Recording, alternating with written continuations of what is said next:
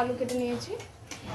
এখানে হলুদ গুঁড়ো, এটা লঙ্কা গুঁড়ো, এটা লবণ, এটা হচ্ছে কাশ্মীরি লঙ্কা, এটা চিনি, এটা আদা বাটা আছে, এখানে রসুন বাটা, এটা আমি টক দই নিয়েছি একটু, এখানে ক্যাপসিকাম নিয়েছি, পেঁয়াজ কুচি, এটা টমেটো কুচি, এটা সর্ষের তেল দেখতে পাচ্ছেন, আর এটা নিয়েছি সানরাইসের শাহি গরম মশলা, এই বাটিতে কাঁচা লঙ্কা কুচি আছে।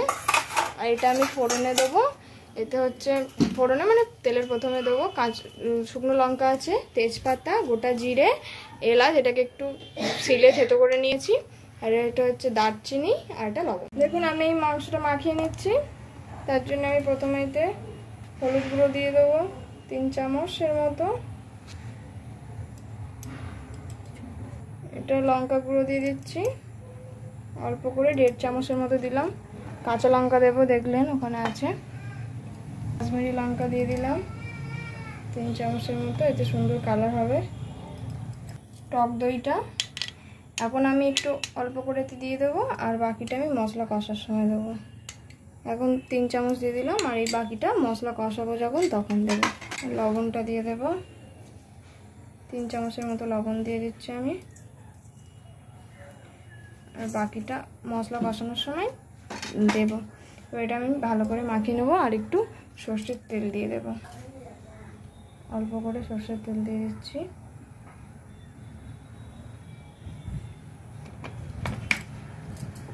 এবার এটাকে আমি ভালো করে হাত দিয়ে মাখিয়ে নিচ্ছি, ভালো করে এরকম করে মাখিয়ে নেবে যাতে পুরো মাংসটাতেই মশলা যায়। এটা আমি মাখিয়ে ঢাকা দিয়ে রেখে দেবো। এই বৃষ্টির দিনে মুরগির ঝোল আর ভাত খুবই ভালো লাগবে, আপনারাও বাড়িতে ট্রাই করবেন। আজকে আমাদের এখানে আবহাওয়া খুবই ঠান্ডা ঠান্ডা, বৃষ্টি হয়ে গেছে সকাল সকাল। আমি এটা ঢাকা দিয়ে রাখছি। এবার দিদি এদিকে উনুন জ্বালাচ্ছে।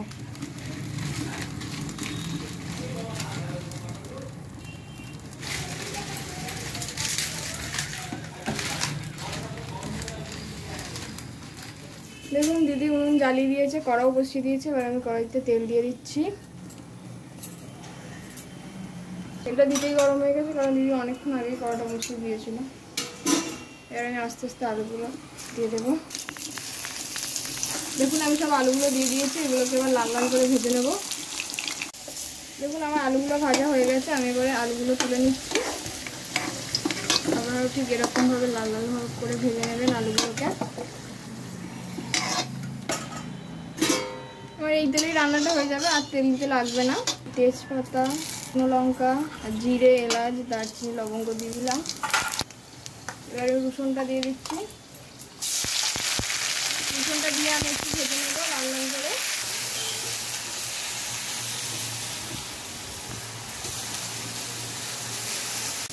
এবার আমার রসুনটা লাল লাল হয়ে গেছে, বেশিক্ষণ না, একটুখানির জন্য ভেজে নেবেন।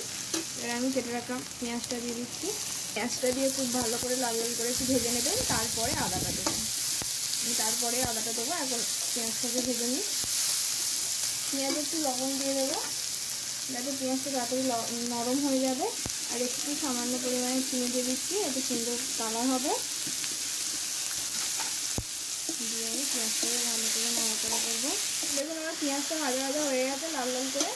এখানে আদা বাটাটা দিয়ে দিচ্ছি। দেখুন আমি আদাটা খুব ভালো করে কষিয়ে নিয়েছি। কেটে রাখা টমেটো আর ক্যাপসিকামটা দিয়ে দিচ্ছি। 1 চামচ কাশ্মীরি লঙ্কা দিলাম, কেটে রাখা লঙ্কাগুলোর মধ্যে একটু দিয়ে দিচ্ছি, আর এইটা হচ্ছে আমি জল দিয়ে দেবো। দেখুন আমার টমেটো আর ক্যাপসিকামটা দিয়ে আমি ভালো করে কষিয়ে নিয়েছি। এবার আমি মাংসটা দিয়ে দেবো। মাছের রাখা মাংসটা কোমরে ধরে গেছে, মাংসটা দিয়ে ভালো করে কষাবো আমি। একটু পরে আমি যেই বাকি দইটা রেখে দিয়েছিলাম সেই দইটা দেবো। এখন এটা ভালো করে আমি একটু কষিয়ে নিই, তারপরে দইটা দেবো। মাংসটা দিয়ে আপনারা খুব ভালো করে কষাবেন একটু সময় ধরে, তাহলে দেখবেন মাংসের ঝোলটা খুব ভালো টেস্ট হবে।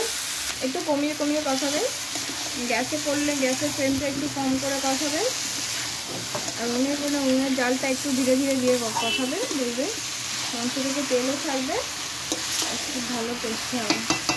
দেখুন এটা আমার কষানো হয়ে গেছে, আবার দেখতেই পাচ্ছেন খুব সুন্দর একটা কালার হয়েছে, তেলও ছেড়ে দিয়েছে। আমি আপনাদের বললাম যে একটু সময় দিয়ে কষাবেন, দেখবেন তেল ছেড়ে দেবে। দেখুন কতটা তেল ছেড়েছে। এবার আমি টক দইটা দিয়ে দেবো।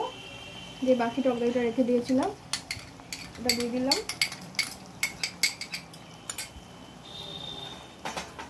এটা দিয়ে আমি একটু নেড়েই আলুটা দিয়ে দেবো। মাংসের দই দিলে আলাদা একটা ফ্লেভার হয়, কালারটাও খুব সুন্দর হয়। এবার আমি ভেজে রাখা আলুগুলো দিয়ে দিচ্ছি। দেখুন আমি আলুগুলো দিয়ে দিলাম, দিয়ে আমি আরেকটু এটাকে কষিয়ে তারপরে জল দেব। আপনারাও এটাকে আরেকটু কষিয়ে নেবেন বাড়িতে যখন রান্নাটা করবেন। দেখুন এটা আমি আলু দিয়ে অনেকক্ষণ কষিয়ে নিয়েছি। এবারে আমি এতে জল দেব। তার আগে বাকি কাঁচা লঙ্কাটা দিয়ে দিলাম, সানরাইজের শাহি গরম মশলাটা দিয়ে দিচ্ছি। এটা হচ্ছে মাংস যেখানে মাখিয়েছিলাম তাতে মশলা ছিল, সেতে জল দিয়েছিলাম আমি, সেই জলটা দিচ্ছি। আপনারা চাইলে নাও দিতে পারেন। আর একটু জল দেবো আমি, সামান্য আর একটু জল দেবো।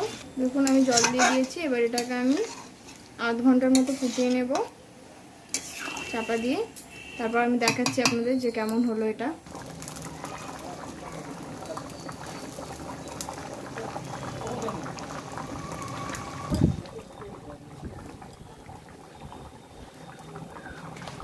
দেখুন এটা আমি বসিয়ে রেখেছিলাম, একদম জাল না দিয়ে আগুনে এটা ফুটছিল, একদম হয়ে গেছে। একদম জাল দিইনি, তারপরে আগুনেই এটা এরকম হয়ে গেছে। দেখতেই পাচ্ছেন কি সুন্দর কালারও হয়েছে, ঝোলঝোলও হয়েছে।